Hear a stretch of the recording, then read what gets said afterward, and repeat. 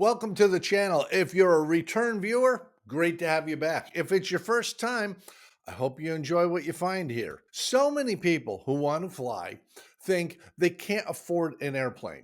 And as Henry Ford so famously said, whether you think you can or you can't, you're right.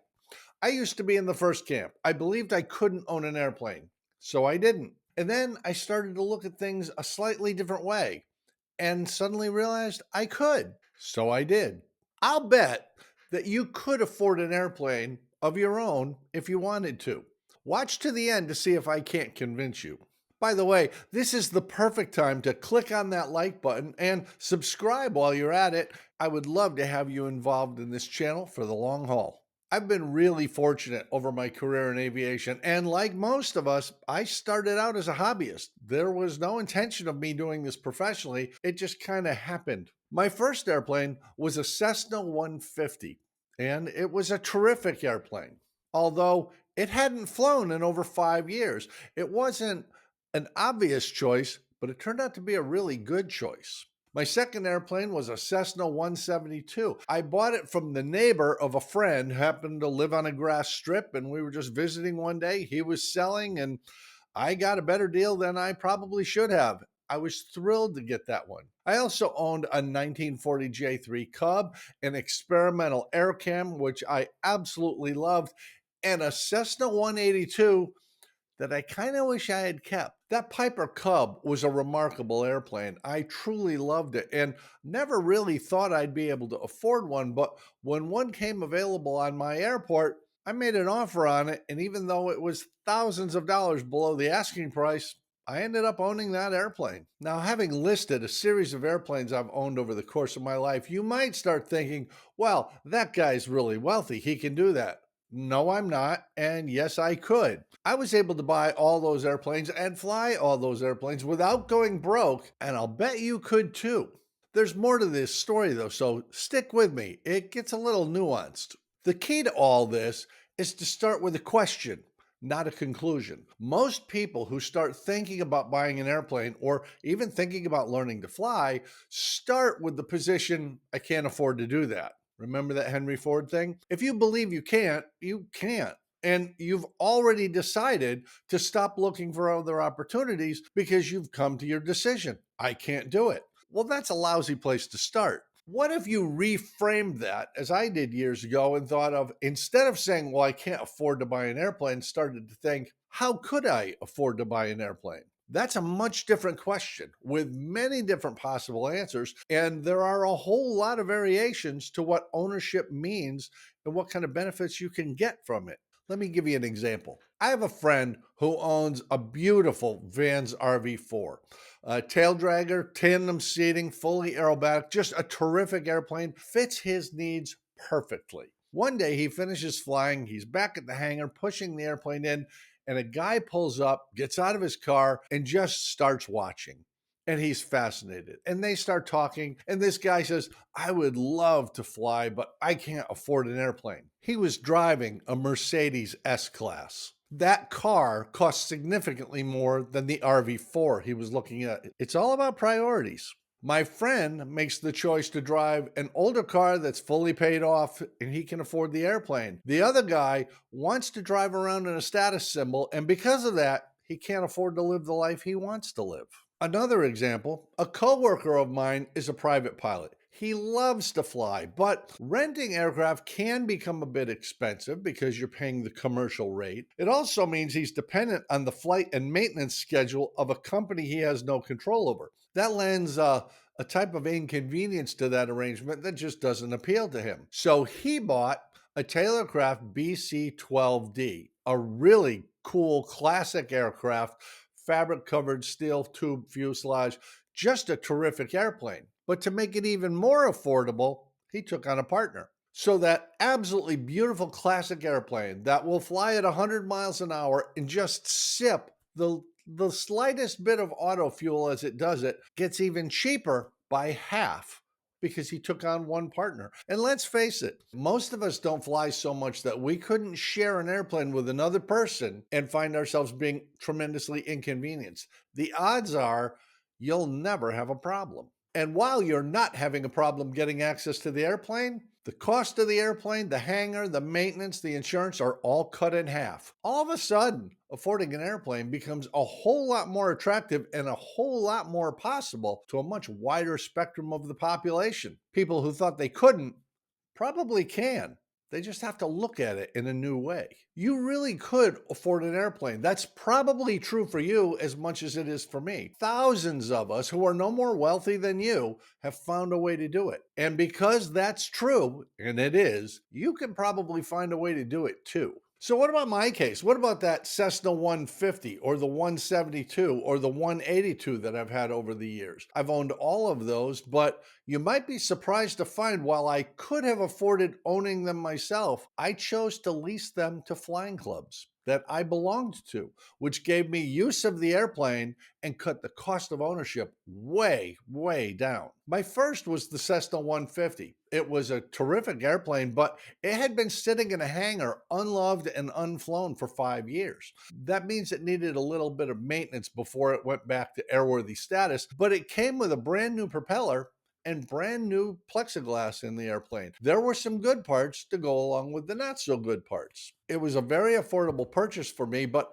I leased that airplane back to a flying club that I belonged to. That means I got to make a small profit on leasing the airplane back to the club. And I stress small. If you make a large profit leasing an airplane, it's not affordable to the other users. I got to split the cost of owning that airplane with a half dozen other people. Now, they all got to fly it too, but it was a Cessna 150. We're not flying 1,000 miles away in it, although you could if you wanted to. Most of us were just flying for fun. Currency, building a little time, staying in the local area more or less. That became a really affordable thing. And that airplane is still out there today doing what it does, making other people happy. The same was true with the 172. I got a good deal buying that from a friend of a friend, but I leased it back to the same flying club that I belonged to. That meant 3 people, 4 people at a time could go someplace. We had a little bit longer legs. It had long range tanks. It was faster than the 150. It was a terrific airplane. But because I leased it back to the flying club, I just had to pay my share of the flying club costs. I wasn't paying for the entire airplane. I wasn't paying for the whole hangar. I wasn't paying the whole insurance bill. I wasn't paying all the maintenance costs on it. It became very, very affordable and really worth having. Not only did I get to share the cost with people, I got to fly with other people. And when I fly with somebody else, I fly the leg out, they fly the leg back. We split the cost of that flight. So I'm taking an airplane that I like on a trip I want to go on with somebody I want to fly with, and I'm paying half of an already reduced price because there's no profit margin in there. It all works out well, but it all starts with not saying I can't afford to own an airplane. It starts with asking the question, how could I afford an airplane? What opportunities are there? How might I structure this?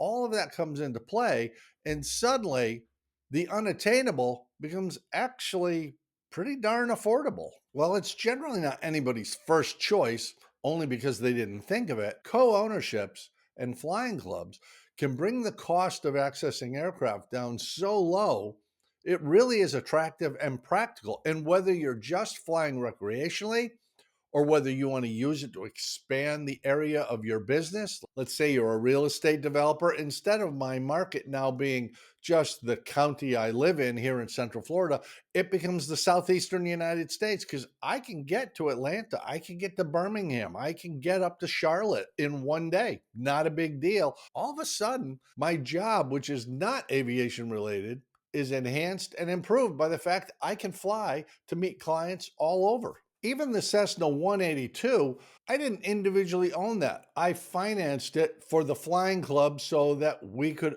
collectively have use of it, and the flying club paid me just like it would pay the bank. It was a terrific airplane. It was pretty. It had a great useful load. It had long range tanks.